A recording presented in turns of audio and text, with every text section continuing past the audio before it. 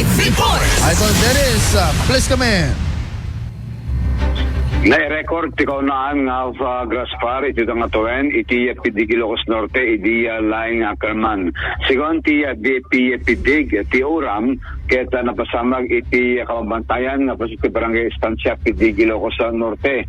Alas 6:30 iti malen hindi minsan nga nagresponde iti DP kadwada dagiti forester nga nagturong iti lugar para pelang iti panakadep iti uram.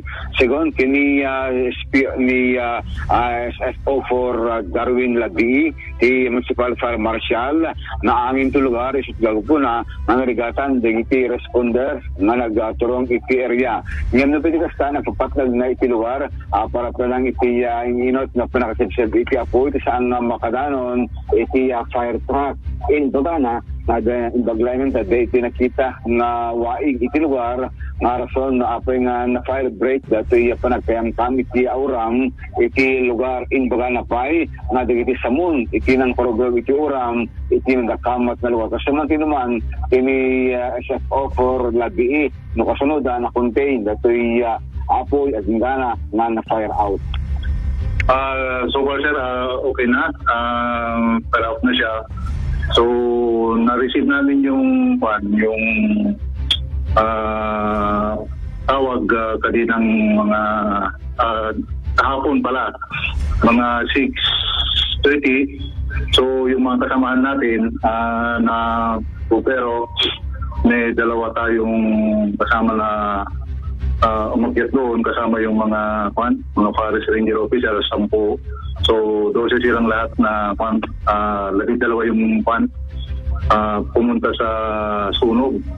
So ang involved na nasunog sir yung Old Angset at saka yung Mount Tamtambor, yung tinatawag nilang Tamtambor, which is part of Tindig pa rin siya. So dahil po sa lakas ng hangin, yung mga kasamahan natin na pumunta, yung team at around 11 o'clock, kumbaga hindi sila tumuloy doon kasi malakas yung hangin. So na pumunta sila sa base camp, meron silang base camp doon na kung saan sila natulog. Then sa kinabukasan yun, pinuntahan na nila yung sunog sa Old Angset at Mount Tamtambor. So kumbaga dalawang grupo na yung nagano doon pumunta para kapulain yung sunog.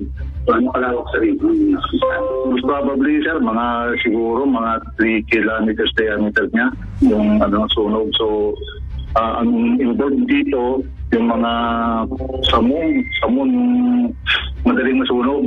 So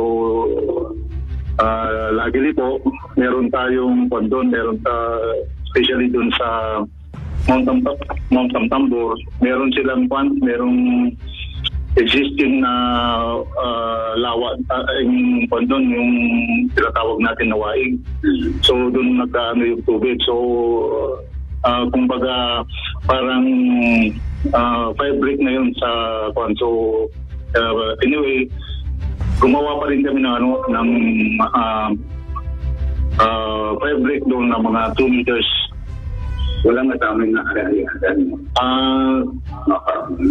Wala pang kwansa kasi ang may kwan dyan para masagot yan yung mga taga-DNR kasi sila yung may mga tinataniman doon. Ewan natin kung wala pang confirmation kung may nadamay ng mga tanim o kung sino man yung may nagmamayari doon sa nasunog. Wala na ito sa kung ano yung usap tayo. Ang kwan dito sir, itong fire kasi galing dito sa yung sa Bintar. So nag-spread out lang siya papunta dito sa atin. Itagdamay Dolores Kitsan Pay nga na amuan ti BP no anya iti putpudno anaga po iti uram iti lugar ng patsenda na ti area ket agapo iti Vintar ang kayamkam nga nagturong iti Pidig Ilocos Norte nagpalagip iti BP karegresente baling iti klikan iti agpor gapo ti kinaangin ken alis nga panakauram dagiti nagango bulgulong tatumay klikan iti grass fire iti nadakamat ngili malagi pa sila palabas katawang kat naruway iti Graspa ng pasamag iti Dumaya Pasti Ilocos Norte nga nakalarmaan ti BP kinadupay nga hensya ti gobyerno. Iti ito nga tawan imuna ti Graspa iti kalidaan ti syudad iti Lawag si Maruno iti pidig iti man kinadapit namuan tayo nga nauro makawayan iti ili ti Sarat Ilocos Norte. Idol Dennis Alipio, Tatak, Aremen.